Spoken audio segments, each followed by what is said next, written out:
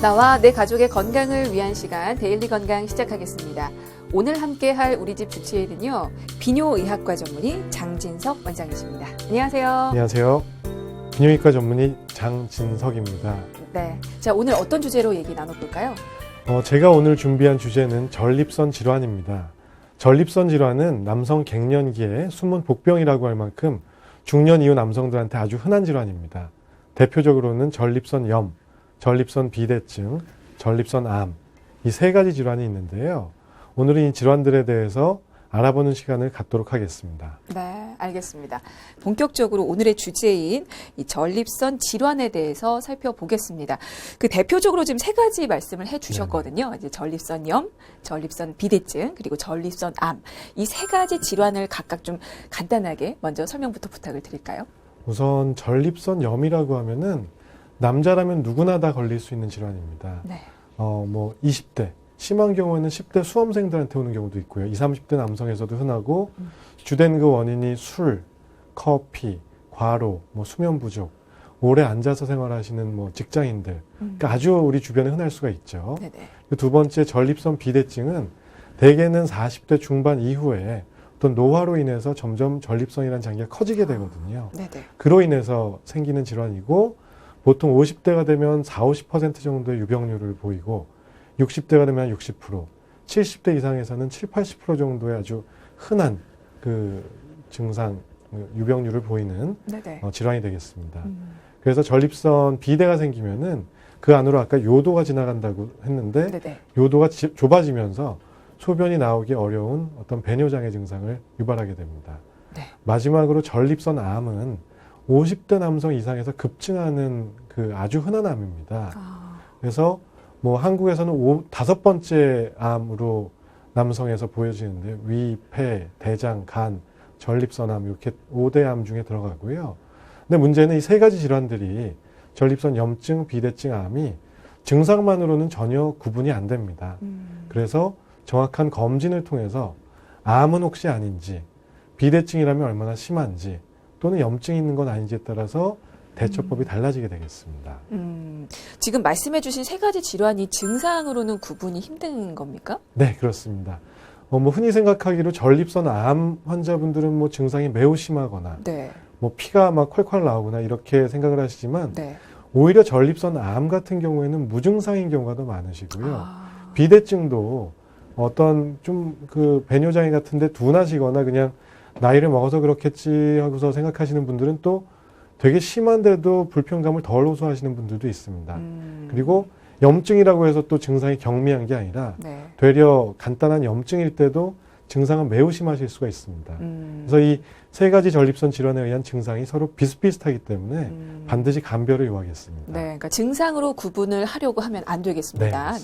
반드시 전문의에게 확인을 받으셔야 될 것 같고요. 근데 이제 비슷하다고 증상이 비슷하다고 말씀을 하셨는데 비슷한 증상들은 그러면 어떤 증상들을 말씀을 하시는 걸까요? 대표적으로 이제 세 가지 증상을 꼽게 됩니다. 첫 번째는 말씀드렸던 하부 요로 증상 또는 배뇨장애입니다. 배뇨장애에는 보통 7가지가 또 세부 증상들이 있는데요. 소변을 자주 보는 빈뇨, 그리고 오줌을 다 쌌는데 배 안에 남아있는 것 같은 잔뇨감, 그리고 밤에 1회 이상 깨는 야간뇨, 그리고 줄기가 좀 시원치 않은 양뇨, 그리고 어떤 분들은 변기 앞에 서면은 바로바로 나오지 않는 주저뇨라고 하는데요. 공중화장실 변기 앞에 섰을 때 바로 안 나오고 좀 있다가 나오는 분들도 있고요. 그리고 마지막으로 소변을 잘 참지 못하는 절박뇨 또는 급박뇨라는 증상이 있습니다. 두 번째 이제 증상 카테고리로는 만성적인 불편감 또는 통증을 호소하시는 분들이 있습니다. 주로 하복부나 골반, 회음부, 허리, 또 어떤 경우에는 음경이나 요도 주변, 또 고환 쪽까지 통증을 호소하실 수 있는데 대개는 응급실 갈 정도의 통증이 아니라 가끔씩 좀 우리한 느낌, 불쾌하다, 뻐근하다, 이 정도의 어떤 느낌으로 표현하시는 환자분들이 많습니다. 그리고 마지막 세 번째 카테고리는 어떤 성기능이나 사정 관련된 장애입니다. 발기력이 떨어지거나 아니면 정액량이 줄거나 정액에 피가 섞여 나오거나 이런 증상들이 되겠습니다. 그러면 전립선염이라든지 비대증이라든지 이 전립선암은 발병하는 그 연령대에서 좀 차이가 난다고 생각을 해도 되겠습니까? 어느 정도는 그렇게 생각하셔도 무방할 것 같습니다. 네. 왜냐하면 저희가 20대, 30대 남성분이 어떤 말씀드렸던 그 증상을 주소로 병원에 오셨는데 그 환자분을 보고서 비대증이나 암을 먼저 생각하지는 않습니다. 비뇨의학과 의사들은요. 그래서 그 젊은 층에서는 대개 전립선염을 먼저 의심하면 되는데 전립선염은 이제 그 50대 이상에서도 흔하게 올 수 있거든요. 네. 특히 급성 전립선염 같은 경우에는 뭐 고령 환자분들에서 술을 많이 드신 이후에 갑자기 증상이 심하게 나타나거나 고열이나 오한 같은 증상이 오는 경우도 있습니다. 네. 그래서 뭐 40대, 50대, 60대에서도 전립선염에 대한 어떤 개념은 갖고 있어야 되겠지만 20, 30대 젊었을 때는 주로 전립선염이 흔하고 50대 이상에서는 비대증, 암, 그리고 전립선염증 같이 염두에 두고서 봐야 될 것 같습니다. 네.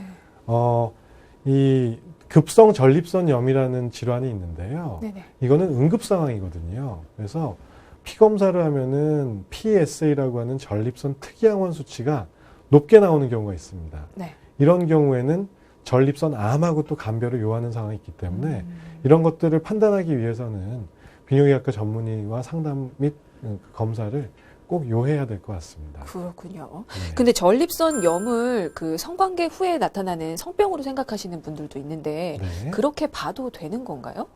그거는 사실은 틀린 말일 것 같고요. 네.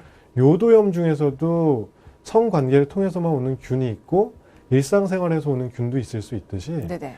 그 균이 전립선 내부로 침투를 해서 오는 세균성 전립선염이라고 하거든요. 아. 이런 경우가 있는가 하면은 성관계가 전혀 없었는데도 오는 전립선염도 흔합니다. 그래서 이제 검사를 통해서 균이 나오나 안 나오나 확인을 해야지 이게 어떤 뭐 관계를 통해서 오는 경우도 있지만 뭐 아닌 경우도 물론 있습니다. 그래서 그 NIH라고 하는 National Institute of Health라는 분류법이 있는데요. 네. 거기에서 전립선염을 4가지 분류를 하고 있습니다. 첫 번째는 급성 세균성 전립선염. 이거는 응급 상황입니다. 증상이 아까 말한 3가지의 배뇨장애, 뭐 통증, 뭐 성기능 장애가 오면서도 고열이나 오한 같은 급작스러운 증상이 올 수 있어서 응급 치료를 요하고요. 두 번째로는 만성 세균성 전립선염. 이거는 어떤 균이 원인이 돼서 촉발되는 전립선염이고 그 균주가 성병균일 수도 있고 아닐 수도 있습니다. 대장균이라고 하는 이콜라이라는 균이 있거든요. 그래서 세 번째 카테고리는 만성 비세균성 전립선염입니다. 균은 전혀 없는데 전립선염이 있는 경우고 이게 그 재발하는 환자분들한테 가장 흔한 타입입니다. 그래서 뭔가 심리적인 요인도 많이 작용을 하고 과로 스트레스 때문에 자꾸 뭔가 그 통증, 뻐근한 느낌들을 자꾸 호소를 하는 겁니다. 이런 경우가 이제 가장 골치 아픈 경우가 될 수 있겠고요. 마지막으로는 무증상 전립선염. 이 경우는 증상은 전혀 없는데 네. 건강검진 또는 어떤 임신 전 검사 이런 데서 전립선염이 발견된 경우입니다. 대개의 경우는 치료를 하지 않고 넘어갈 수도 있지만 임신을 계획 중인 분들한테는 치료를 하고 넘어가야 됩니다. 그렇군요. 근데 보통은 이제 염증이 세균에 의해서 감염이 되는 거라고 생각을 하는데 지금 말씀해 주신 그 종류를 좀 들어보니까 꼭 그렇지 않을 수도 있네요. 지금 비세균성 전립선염도 있는 거잖아요. 예, 그렇습니다. 이 염증이라는 개념은 인플라메이션이라고 하는 그 뜻은 어떤 외부의 자극에 대해서 우리 몸이 대응하러 반응을 하는 거거든요. 뭐 백혈구 세포가 이제 출몰을 하면은 우리 몸의 방어 요소로 이제 작용을 하는 건데요. 네. 그 외부의 자극이라는 게 꼭 어떤 세균 감염, 박테리아 감염이 아니라 어떤 외상에 의한 경우도 있고, 바이러스에 의한 경우도 있고, 화학물질에 의한 경우도 있고, 또는 내 면역력이 떨어져서 그런 증상들이 그 염증 반응들이 오는 경우가 있기 때문에 네. 엄밀히 말하면 그 염증, 인플라메이션하고 감염, 인펙션을 좀 구분을 해야 되는 거죠. 아. 꼭 그래서 세균이 있다, 성병이다 이렇게 단정 지을 수는 없습니다. 자, 그러면 이게 어떤 검사를 통해서 좀 정확하게 진단을 받을 수 있는지도 좀 알려주실까요? 기본적으로 비뇨의학과에 내원하시면은 소변 검사, 그다음에 소변을 보고 나서 그 소변 볼 때 오줌 줄기도 확인할 수가 있고요. 요속이라고 하고요. 그리고 배 안에 남는 배뇨 후에 남는 잔뇨량을 체크하게 되고요. 그다음에 항문을 통해서 손으로 전립선을 만져보는데 직장 수지 검사라는 거라고, 그리고 설문지를 꼭 작성을 해야 됩니다. IPSS라고 하는 국제 전립선 증상 점수라고 하는 지표가 있는데요. 네. 이게 진단에 매우 중요합니다. 이게 이제 기본 검사가 될 거고요. 40대 이상이다. 이런 경우에는 피 검사, 체열을 통해서 PSA라고 하는 수치를 확인하게 됩니다. 네. 전립선 특이항원이라고 하는데 전립선 암일 때 올라가는 종양 표지자로 보여지기 때문에 40세 이상 정도에서는 같이 체크를 해서 암은 아니라는 거를 짚고서 넘어가야 됩니다. 그리고 필요한 경우에는 항문으로 초음파를 보는 경직장 초음파 검사와 또는 방광 내시경, 그리고 요역동학 검사라는 그 기능적인 검사를 추가적으로 고려해 볼 수가 있습니다. 네, 알겠습니다. 자, 이런 검사들을 통해서 정확하게 병명이 나온다면 이제 그렇다면 치료에 들어가야 하는데요. 네. 치료법은 어떤 것들이 있습니까? 전립선 염의 경우에는 네. 생활 습관을 일단 교정하는 게 제일 중요하고요. 그 다음에 약물 치료를 병행을 하게 됩니다. 문진, 그러니까 환자분과 대화를 나누면서 어떤 증상이 가장 불편해서 오셨는지를 캐치를 해야 됩니다.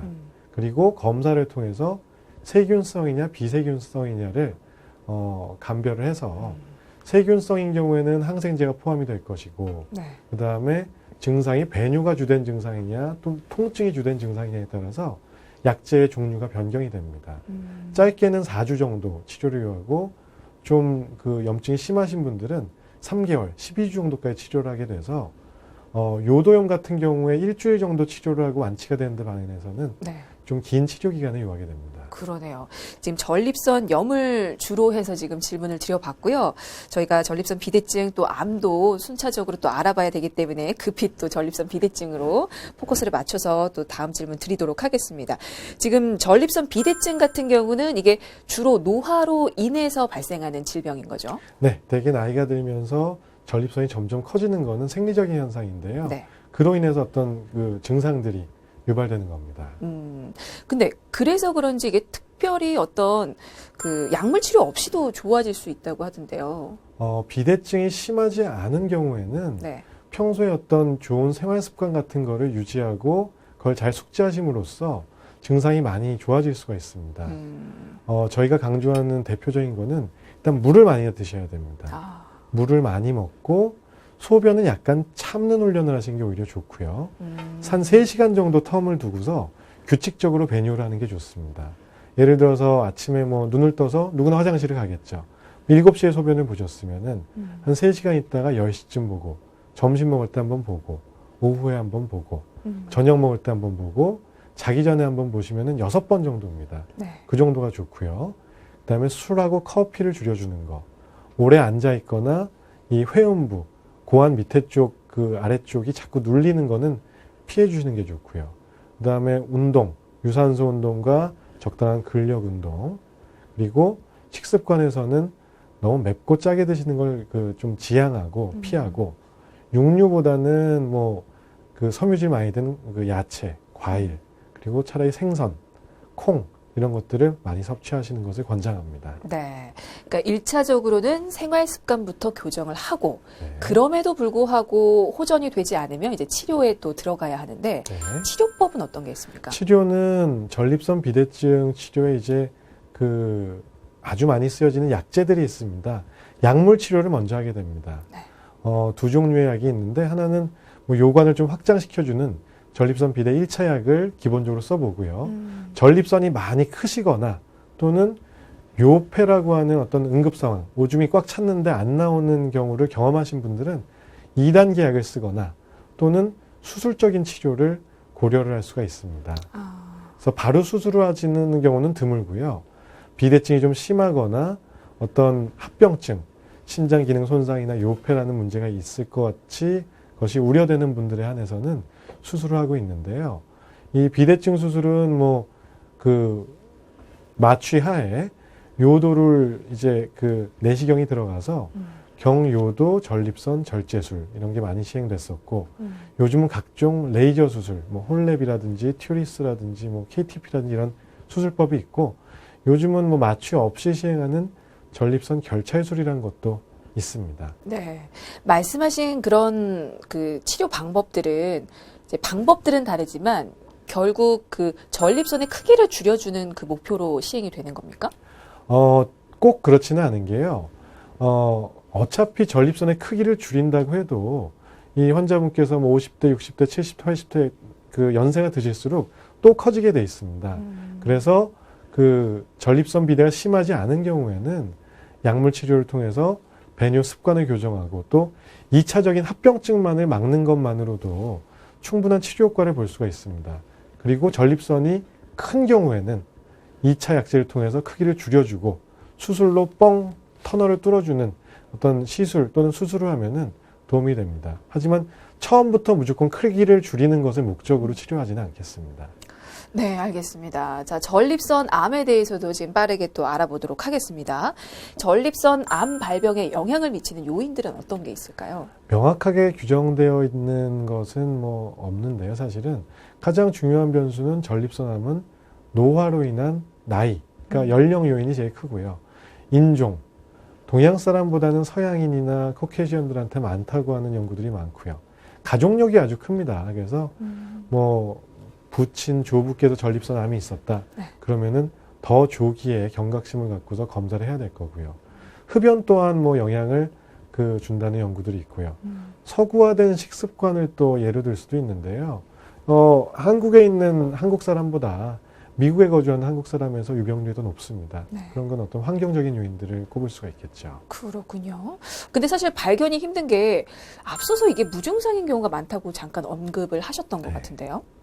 오히려 염증, 비대증보다 전립선암은 조기에는 무증상인 경우가 훨씬 많기 때문에요. 네. 이거를 빨리 어떤 진단하는 방법은 건강검진밖에 사실은 없습니다.